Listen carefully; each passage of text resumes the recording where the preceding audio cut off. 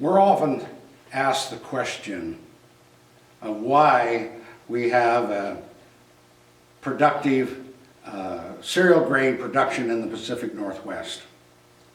And to answer that question, we have to go back to our early years of military presence in this part of the Pacific Northwest. Anytime you moved a volume of military personnel and you put up a provision for them to have a fort, you had to have supplies. And the easiest way to get them was to harvest the local ground in and around the fort structures to produce what livestock feed you needed.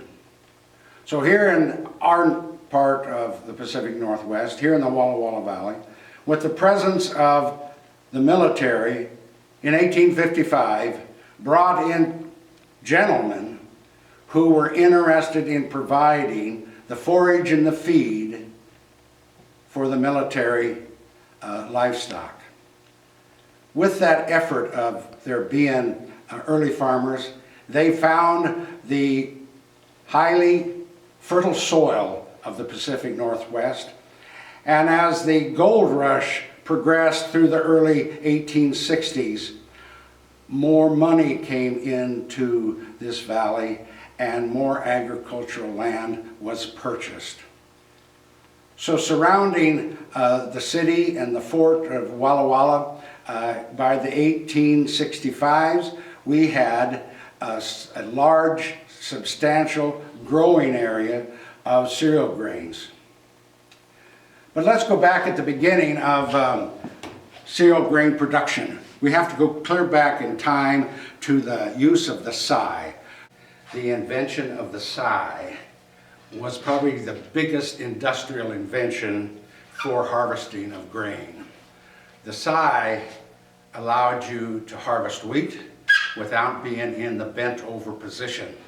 So the scythe, you would use it to sweep and cut the grain, and the cradle was attached, which this wood frame is a cradle, and it was attached to the scythe so that at the end of the sweep, and when the scythe was full and the cradle was full of wheat, then you would take the scythe and you would dump the cradle.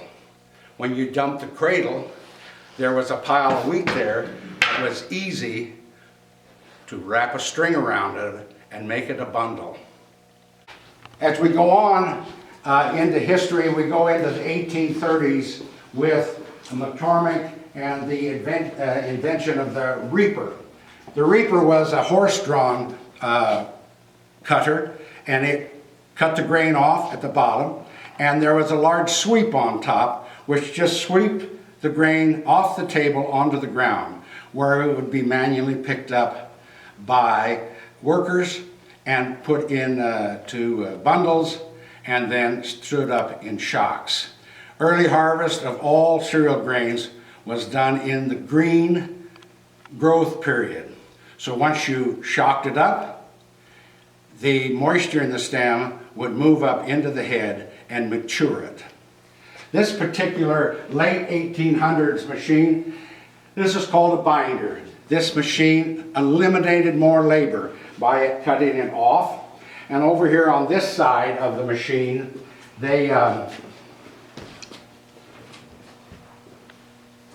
this here would take twine and they would bundle the wheat,